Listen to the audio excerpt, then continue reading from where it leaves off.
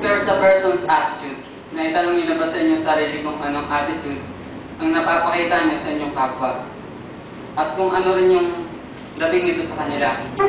Simpleng tanong lang ba yan o mabigat para sa bawat isa?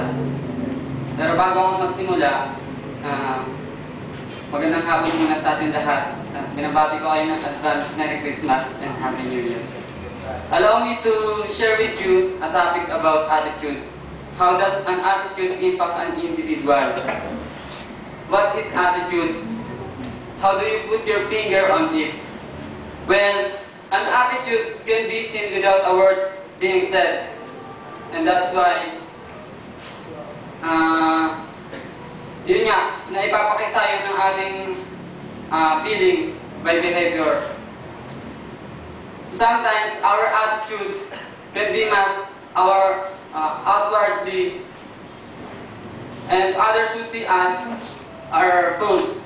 But usually the cover-ups will not last long.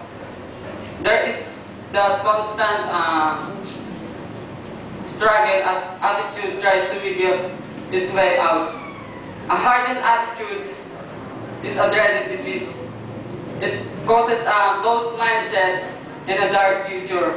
When our attitude is positive and conducive to growth, the mind expands and progress begins. Our attitude determines success or failure.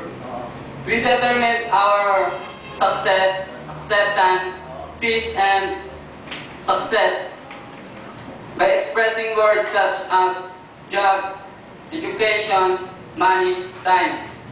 But the word attitude is our second thought. Our attitude is the primary force that will determine whether we succeed or fail.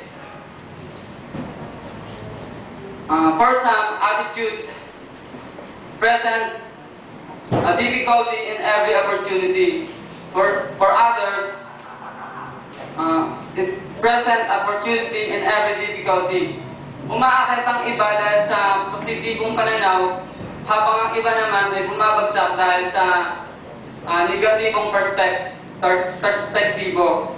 The very fact that the attitude makes some while breaking others is significant enough for us to explore its importance.